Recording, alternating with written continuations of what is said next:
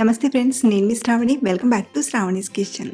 ఈరోజు మన శ్రావణీస్ కిచెన్లో మంచి రుచికరమైన ఎగ్ రైస్ని ఈ వీడియోలో మీతో షేర్ చేసుకోబోతున్నానండి.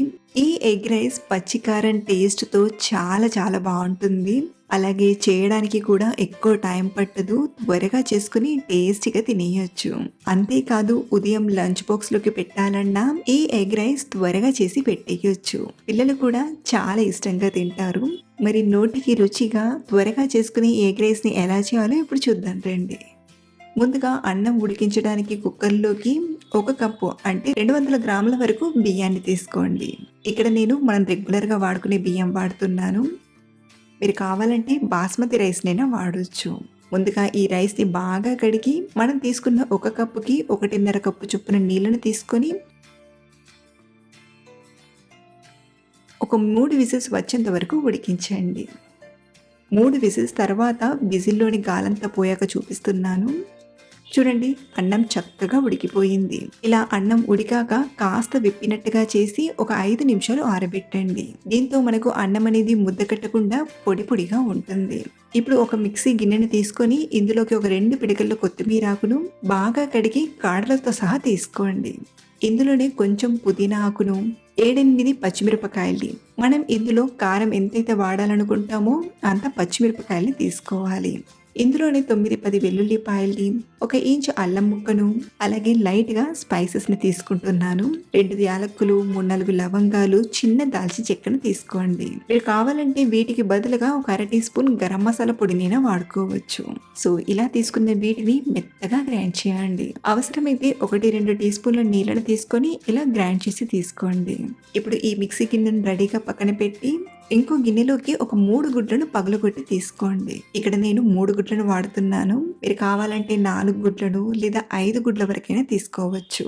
సో ఇలా తీసుకున్న గుడ్లను ముందుగా ఒకసారి బాగా బీట్ చేయండి. ఇలా బీట్ చేశాక ఇందులోనే ఒక 1/2 టీ స్పూన్ ఉప్పును తీసుకుని మరొకసారి కలపండి. ఇలా చేయడం వలన మనకు ఈ గుడ్డు అనేది నీచు వాసన రాకుండా మంచి రుచిగా ఉంటుంది. ఇప్పుడు మరో పక్కన స్టవ్ ఆన్ చేసి ప్యాన్లోకి 1 టేబుల్ స్పూన్ నూనెను తీసుకొని ఒకసారి ప్యాన్ అంతా స్ప్రెడ్ చేయండి. ఇలా స్ప్రెడ్ చేశాక ఇందాక మనం కలిపి పెట్టిన గుడ్డు మిక్స్ని తీసుకొని హై ఫ్లేమ్లో మధ్య మధ్యలో కలుపుతూ ఉడికించండి. మరి చిన్న చిన్న పీసెస్లా కాకుండా ఎగ్ ముక్కలు అనేవి కొంచెం కనబడేలా మధ్య మధ్యలో కలుపుతూ ఫ్రై చేయండి. ఇలా ఎగ్ అనేది బాగా ఫ్రై అయ్యాక ఒక ప్లేట్లోకి తీసుకొని రెడీగా పక్కన ఉంచండి. ఇప్పుడు మళ్ళీ ఇదే ప్యాన్లోకి ఒక 2 టేబుల్ స్పూన్ల నూనెను తీసుకొని నూనె వేడయ్యాక సన్నగా తరిగిన ఉల్లిపాయ ముక్కల్ని తీసుకుని ఫ్రై చేయండి. ఉల్లిపాయ ముక్కల్ని కూడా మరీ ఎక్కువ ఫ్రై చేయాల్సిన అవసరం లేదు. ఇలా కలుపుతూ ఒక 2 నిమిషాలు ఇలా ఫ్రై చేశాక ఇందులోకి మనం గ్రైండ్ చేసిన పచ్చిమిర్చి కారాన్ని తీసుకొని మరొక 2 నిమిషాలు ఫ్రై చేయండి. ఈ పచ్చికారాన్ని కూడా మరీ ఎక్కువగా కాకుండా ఒక 70% ఫ్రై చేయండి. ఇలా ఫ్రై చేయడం వలన మనం ఇందులో వేసిన కొత్తిమీర, పుదీనా ఫ్లేవర్ అనేది తెలుస్తూ ఈ ఎగ్ రైస్ టేస్ట్ చాలా బాగా అనిపిస్తుంది. సో ఇలా ఒక 2 నిమిషాలు ఫ్రై చేశాక ఇందులోకి ఒక 1/2 టీ స్పూన్ పసుపుని తీసుకొని ఒకసారి కలపండి. ఇలా కలిపాక ఇందాక మనం ఉడకబెట్టిన అన్నాన్ని తీసుకోండి. అలాగే ఫ్రై చేసి పెట్టిన ఎగ్ మిక్స్ని కూడా తీసుకొని బాగా కలపండి. ఇదే టైంలో ఇందులోకి రుచికి సరిపడా ఉప్పుని, మరి కాస్త తరిగిన కొత్తిమీర ఆకుని కూడా తీసుకొని హై ఫ్లేమ్లో ఒకసారి బాగా కలిపారంటే ఎగ్ రైస్ రెడీ అయిపోయినట్లే. మీరు కావాలంటే చివరిలో కొంచెం నిమ్మరసాన్నైనా తీసుకోవచ్చు.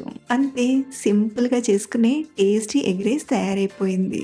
ఇలా మనం ఆకలేసినప్పుడు ఎప్పుడైనా సరే 5-10 నిమిషాల్లో ఇలా టేస్టీగా చేసుకొని హ్యాపీగా తినేయచ్చు.